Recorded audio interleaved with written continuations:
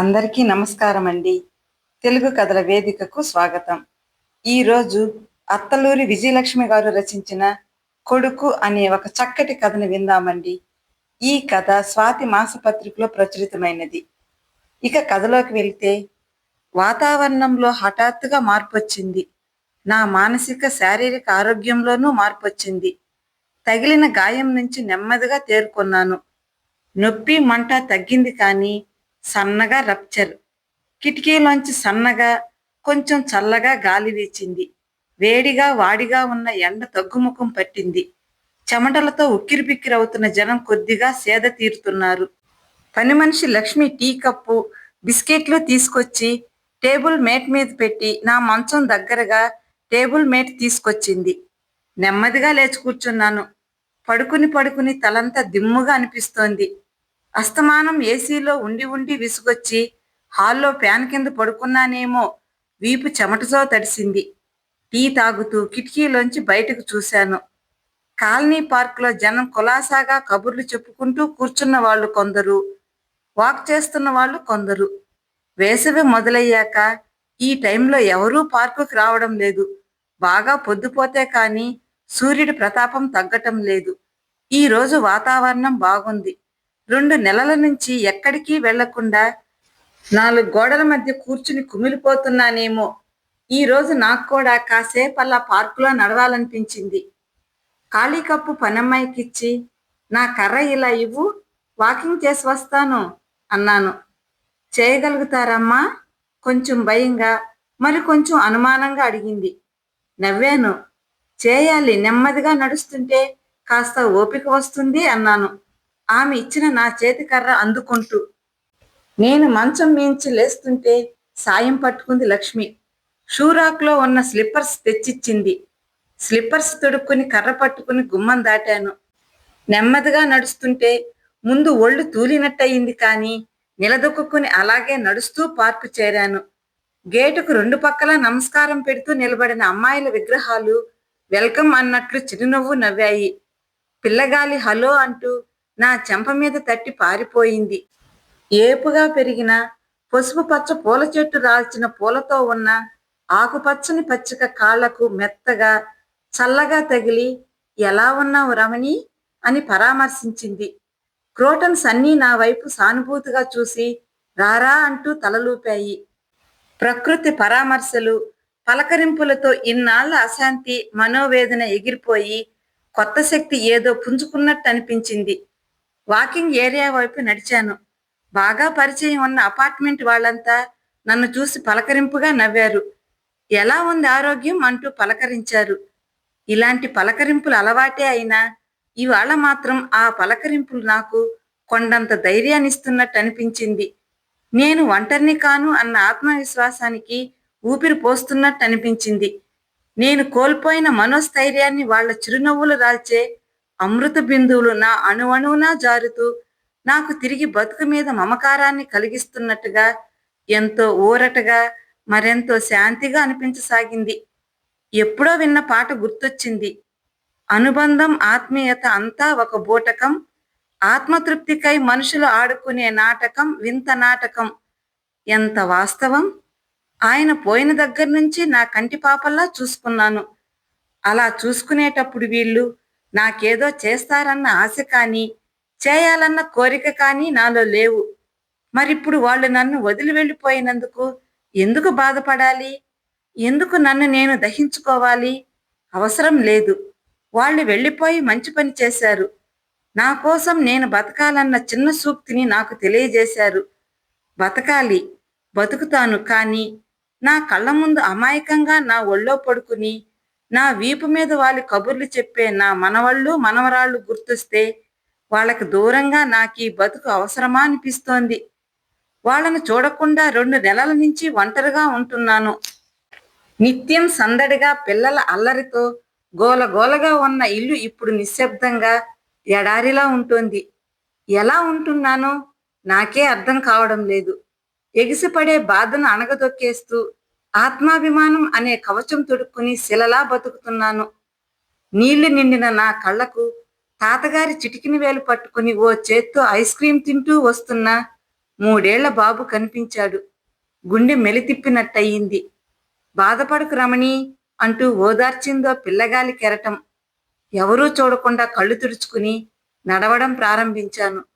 Park నిండా జనం, కళకళ్లాడుతూ నవ్వులతో కబుర్లతో సందడిగా. వేసవి ఉక్కు సంకెళ్లలో బందీలుగా ఉన్న జనమంతా చల్లగాలికి విముక్తి పొంది స్వేచ్ఛాజీవులైనట్టుగా కబుర్లు చెప్పుకుంటున్నారు ఆడా మగ. ముందుకు అడుగులు వేశాను. ముందు నీరసంగా పడిన అడుగుల నెమ్మదిగా బలం వచ్చింది. ఉత్సాహం పెరిగింది. మరింత వేగం పెంచాను. 1వ రౌండ్ పూర్తయింది.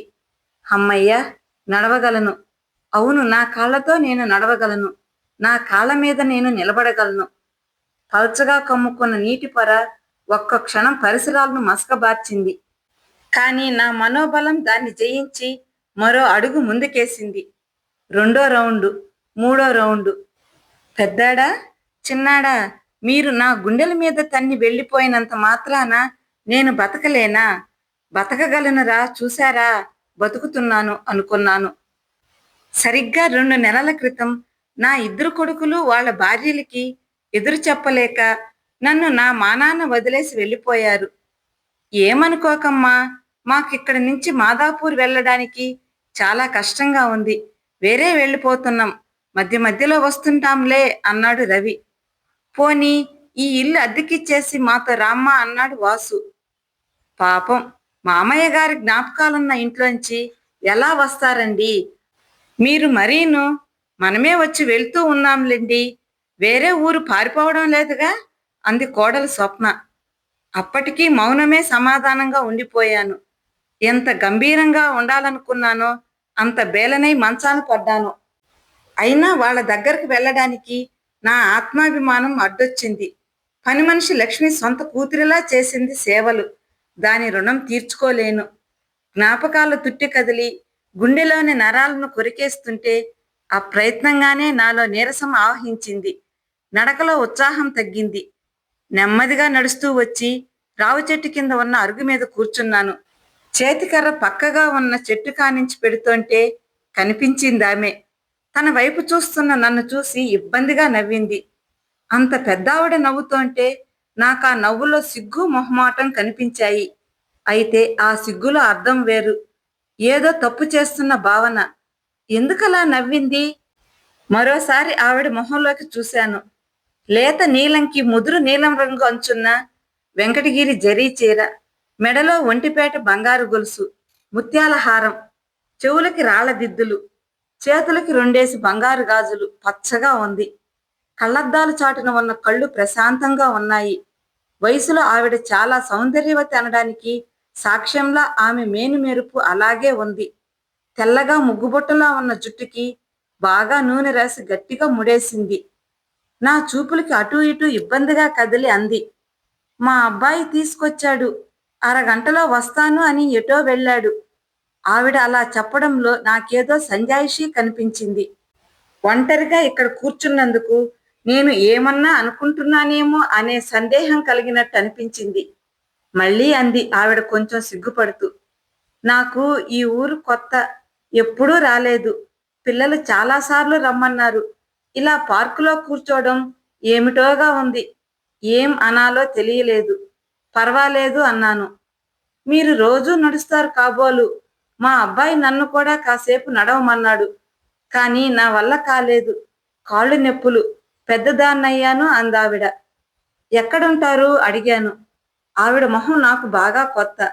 ఇంతకాలంగా ఈ కాలనీలో ఉంటున్నా ఎప్పుడూ ఆవిడ్ని చూడలేదు. ఏ పేటో నాకు తెలియదు. మా అబ్బాయి దగ్గరకు వచ్చాను. ఆయన అదే, నా దేవుడు పోయి 4 నెలలయ్యింది. నర్సాపూర్ మాది. మా తమ్ముడు తీసుకొచ్చి అబ్బాయి దగ్గర దింపాడు. వీడికి పాపం లీవు దొరకలేదు ఆఫీసులో అంది. తండ్రి చనిపోతే తల్లిని దగ్గరకు తెచ్చుకోవడానికి లీవు దొరకలేదా కొడుక్కి? నాకెందుకో నమ్మబుద్ధి కాలేదు. నా కొడుకులు చాలాసార్లు వాళ్ళకిష్టం లేనివి అవాయిడ్ చేయడానికి లీవు లేదని వంక పెట్టడం నాకు తెలుసు. పెద్దావిడని చూస్తుంటే జాలేసింది. 80 దాటి ఉంటాయి. నడవలేని తల్లిని ఎంత దూరం నుంచి తీసుకొచ్చి ఇక్కడ వదిలేశాడో. ఎంతసేపయింది మీరిక్కడికి వచ్చి అడిగాను. 1 గంట దాటుతుందేమో అందావిడ. పరిసరాలను పరికిస్తూ మళ్ళీ అంది, ఏదో పనుంది, అది చూసుకుని అరగంటలో వస్తానమ్మా, ఇక్కడే కూర్చో, అందరూ ఉన్నారుగా, భయమేం లేదు అని చెప్పి వెళ్ళాడు. వస్తాడులేండి అంది. గంట దాటుతోందా? అరగంటలో వస్తానని వెళ్ళాడా? విస్తుపోయాను. ఆవిడకు కొడుకు మీద ఎంత నమ్మకం! నేను ఇలాగే నమ్మాను. కానీ ఏం జరిగింది? ప్రతి తల్లి తన పిల్లల్ని నమ్ముతూనే ఉంటుంది కాబోలు, గొర్రె కసాయివాడిని నమ్మినట్టు. నాలో అనుమానం. చిన్న మొక్క నుంచి మహావృక్షంగా మారడానికి ఎక్కువ సమయం పట్టలేదు. ఖచ్చితంగా తల్లినిక్కడ వదిలేసి ఇంటికి వెళ్ళిపోయాడు. బలవంతంగా మేనమామ తెచ్చి తన దగ్గర వదిలేసినందుకు ఇలా వదిలించుకున్నాడు కాబోలు. ఎంత దారుణం! బహుశా భార్య చెప్పి ఉంటుంది, ఎక్కడైనా వదిలేసి రండి ఈ ముసల్దాన్ని, సేవలు నేను చేయలేను అని. భార్య మాట జవదాటక తల్లినిక్కడ ఈ పార్కులో వదిలాడు. ఇలాంటివి ఎన్నో జరుగుతున్నాయి. నాకో సొంత ఇల్లంటూ ఉంది కాబట్టి నా కొడుకులు వాళ్లే వెళ్ళిపోయారు. కానీ వాళ్ళ ఇళ్లల్లో ఉండి ఉంటే నా బతుకు కూడా ఈవిడ బతుకులాగే. దేవుడు కరుణామయుడు. ఎంతమంది పిల్లలు మీకు? ఆవిడ అడిగింది. నేను సమాధానం చెప్పకుండా ఎదురడిగాను. మీకు అని. నాకు 2 మగపిల్లలు, 3 ఆడపిల్లలు. అమ్మాయిలు 3 అమెరికా వెళ్ళారు. చిన్నాడు బెంగళూరు, పెద్దాడు ఇక్కడ హైదరాబాదు, అదేదో కంపెనీలో పెద్ద ఆఫీసరు. కోడలు కూడా ఉద్యోగమే. వాళ్ళకి 2 పిల్లలు. అందరికీ 2 పిల్లలు. ఏదో ఆ భగవంతుడి దయ వలన అంతా బాగున్నారు తల్లి. ఆవిడ మాటల్లో నిశ్చింత. అదృష్టవంతురాలు అనుకున్నాను. వెంటనే మళ్ళీ అనిపించింది, ఏం అదృష్టం, నాలాగే ఆవిడ అనుకుంటుంది కాబోలు. ఇప్పుడు తెలుస్తుంది. తెలివైన కొడుకు ఊరుగాని ఊరిలో ఏమీ తెలియని తల్లిని, నడవలేని తల్లిని ఇలా వదిలేసి వెళ్ళిపోవడం అంటే అతని తెలివితేటలకి శబాష్ అనాలనిపిస్తోంది. నా కొడుకుల కన్నా 2 ఆకులు ఎక్కువే చదివినట్టున్నాడు. గొప్ప నటుడు కాబోలు. పాపం ఈవిడ ఎక్కడికి వెళ్తుంది ఇప్పుడు? ఏం చేస్తుంది? ఇప్పటికే 7 దాటుతోంది. కొడుకు ఉండే ఏరియా కూడా తెలియదు పాపం. నేనేదన్నా సాయం చేయగలనా? నాకు ఇల్లుంది. నా పెన్షను ఆయన పెన్షను కలిపి నెలకి బాగానే వస్తుంది. ఆర్థికంగా ఇబ్బంది లేదు. ఒకరికొకరు తోడుగా ఉండవచ్చు. నాతో తీసుకెళ్ళిపోతే? నిజమే, అలవాటు లేని ఒంటరితనం నరకంలా అనిపిస్తోంది. తీసుకెళ్ళిపోతే వస్తుందా? నా కొడుకు వస్తాడు, తీసుకెళ్తాడు అని ఇలాగే ఎదురు చూస్తూ ఇక్కడే కూర్చుంటుందా? ఎంతసేపు రాత్రి అవుతుంది? పార్కు వాచ్మెన్ ఇంకో అరగంటలో అందర్నీ వెళ్ళిపోమని చెప్పి గేటు మోస్తాడు. అప్పుడు ఎక్కడికి వెళ్తుంది?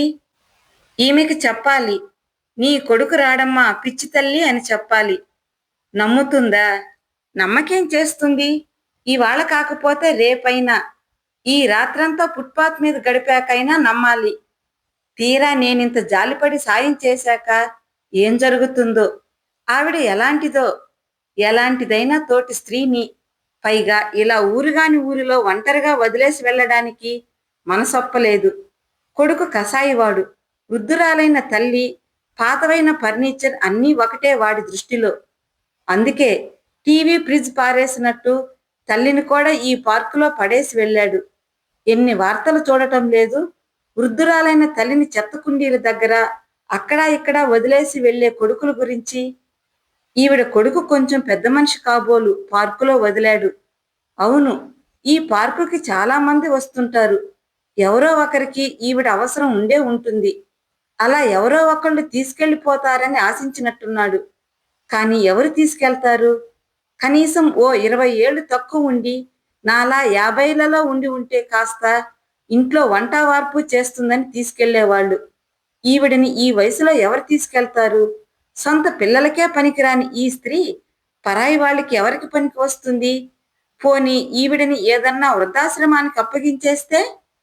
సన్నగా మూలుగుతూ రోడ్డు చివరిదాకా ఆశగా ఎదురు చూస్తున్న ఆమెను చూస్తుంటే గుండె తరుక్కుపోయింది. నెమ్మదిగా సూర్యుడిని తరిమేస్తూ చీకటి ఆక్రమించుకుంది. గాలిలో చల్లదనం మరింత పెరిగింది. ఒక్కొక్కటే స్ట్రీట్ లైట్స్ వెలగడం మొదలు పెట్టాయి. పార్కుల జనం నెమ్మదిగా ఇంటి ముఖం పట్టారేమో, బాగా పలచబడ్డారు. ఆవిడ తల తిప్పి రోడ్డు వైపు చూస్తూ అంది, చీకటి పడింది. ఎక్కడికెళ్ళాడో? అసలే ఈ పట్నంలో మోసాలు ఎక్కువట. మనుషులు కూడా ముందు వెనక చూసుకోకుండా బళ్ళు నడుపుతారట. పిచ్చి తండ్రి, జాగ్రత్తగా వస్తే చాలు. ఆవిడ స్వరంలో ఆదుర్ద, కొడుకు క్షేమం పట్ల ఆందోళన. మాతృప్రేమ. అరగంటలో వస్తానని వెళ్ళిన కొడుకు తనని మోసం చేసి వెళ్ళినా ఆ తల్లి హృదయం అతనెలా ఉన్నాడో అని ఆరాటపడుతుందే కాని కొడుకు తనని మోసం చేసి వెళ్ళాడేమో అని అనుకోవడం లేదు. ఆవిడ అమాయకత్వానికి జాలేసింది. చాలా రోజుల తర్వాత నడిచానేమో, నా కాళ్ళు నొప్పి మొదలైంది. నీరసం వచ్చేస్తోంది. కొంచెం చీదరగా కూడా ఉంది. ఇంటికెళ్ళి స్నానం చేసి ఇంత తిని పడుకోవాలి. కానీ ఈ పెద్దావిడిని వదిలేసి వెళ్ళడానికి మనస్కరించడం లేదు. ఇంకెవరైనా చుట్టాలు ఉన్నారా? కొడుకు ఫోన్ నెంబర్ తెలిసేమో. మీ అబ్బాయి ఫోన్ నెంబర్ ఉందా అడిగాను. లేదమ్మా, నాకేం తెలుస్తాయి అవన్నీ? వాడే వస్తాడు. ఎవరన్నా స్నేహితులు కలిశారో, ఏదైనా ఇబ్బంది వచ్చిందో వస్తాడులే అంది. ఆవిడ స్వరం దృఢంగా పలికింది. లైట్ల వెలుగులో ఆ కళ్ళద్దాల చాటున ఉన్న కళ్ళల్లో మెరుస్తున్న విశ్వాసం చూస్తుంటే, ఓ తల్లి, ఈ ప్రపంచంలో ఎవరినైనా నమ్ము, కానీ ఈ వయసులో కొడుకుల్ని నమ్మకు అని అరవాలనిపించింది. అప్రయత్నంగా అన్నాను. వస్తాడా? మిమ్మల్ని ఇలా వదిలేసి వెళ్ళాడు, తప్పు కాదా? చటుక్కున అందావిడ. వాడి వెనకాల నేనెక్కడికి వెళ్ళగలనమ్మా? వాడేదో పని మీద వెళ్ళాడు. వస్తాడు, తప్పకుండా వస్తాడు. కాస్త అటు ఇటు అంది. గొర్రె కసాయివాడినే నమ్ముతుంది. తల్లి తన పిల్లలు ఎలాంటి వాళ్ళైనా పిల్లల్నే నమ్ముతుంది. రాడు రాడు, నా అంతరాత్మ ఘోషించింది. నాకింక చేత కావడం లేదు. వెళ్ళాలి నెమ్మదిగా అన్నాను. మా ఇల్లు అదిగో అదే, చేత్తో చూపిస్తూ అన్నాను. నా ఆరోగ్యం బాగాలేదు, వెళ్తున్నాను. కానీ మీరొక్కరే? నాకేం భయం లేదు, వెళ్ళమ్మా. నా కోసం నువ్వెందుకు కూర్చోవడం పాపం? ఆవిడికి కొడుకు మీద నమ్మకంతో పాటు ఆత్మవిశ్వాసం కూడా బాగా ఎక్కువ అనిపించింది. నెమ్మదిగా కర్రందుకున్నాను. నా మనసు లేవడానికి అంగీకరించడం లేదు. కొడుకు చేతిలో మోసపోయిన ఈ తల్లినిలా ఒంటరిగా వదిలి ఎలా వెళ్ళను? నేను ఒక తల్లినే. నా కొడుకిలా మోసం చేయకపోయినా మరోలా చేశాడు. ఆ బాధ ఏంటో నాకు తెలుసు. ఆవిడ వయసులో లేకపోవచ్చు. ఆవిడ ఇక్కడే ఇలాగే కూర్చుంటే తెల్లారేసరికి ఈ పార్కులో ఇక్కడే ఈవిడ శవంగా పడి ఉండే అవకాశం ఖచ్చితంగా ఉంది. వణికిపోయాను. ఆవిడని బలవంతంగానైనా తీసుకెళ్లాలనిపించింది. ఓ పని చేయండి. నా నోట్లో మాట నోట్లో ఉండగానే పార్కు గేట్లోంచి వడివడిగా ఒక ఆకారం కనిపించింది. తెల్ల పైజామా, లాల్చి, దృఢమైన పర్సనాలిటీ. అడుగో వచ్చాడు. ఆవిడ స్వరంలో ఉత్సాహం. వెధవ ట్రాఫిక్. ఎంత ట్రాఫిక్కో, అరగంట ఇరుక్కుపోయాను. పద్మవ్యూహంలోంచి వచ్చినట్టుగా ఉందమ్మా. ఎంత టెన్షన్ పడ్డానో. నిన్నొక్కదాన్నే వదిలేసి వెళ్ళాను. చీకటి పడింది. పద పద, బాగా ఆకలేస్తోందమ్మా. మిరపకాయ బజ్జీలు తెచ్చాను, కారులో ఉన్నాయి. తిందు గాని పద అన్నాడు. ఈవిడ పాపం నాకు తోడుగా ఉన్నారా? నేను కంగారు పడ్డాను. నీకేం ఇబ్బంది కాలేదు కదా? ఆవిడ ప్రేమగా అంటూ నెమ్మదిగా లేవబోతుంటే, అలాగా అంటూ నా వైపు కృతజ్ఞతగా చూస్తూ ఆవిడ 2 భుజాలు పట్టుకుని పసిపిల్లని లేపినట్లు లేపి అత్యంత శ్రద్ధగా భక్తిగా తీసుకెళ్తున్న ఆ కొడుకుని పల్చటి కన్నీటి తెరల మధ్య నుంచి చూస్తూ ఉండిపోయాను. విసురుగా వీచిన ఓ గాలి అలా నా వీపు మీద చెళ్ళును చరిచి హేళనగా నవ్వింది. కథ సమాప్తమండి. కథ నచ్చితే లైక్ చేయండి, షేర్ చేయండి. కథపై మీ అభిప్రాయాన్ని కామెంట్ రూపంలో తెలియజేయండి. మరిన్ని చక్కటి కథల కోసం మన ఛానల్ని సబ్స్క్రైబ్ చేసుకోండి. కథ విన్నందుకు ధన్యవాదాలండి. మరలా మరో చక్కటి కథతో కలుసుకుందామండి. అంతవరకు సెలవా మరి.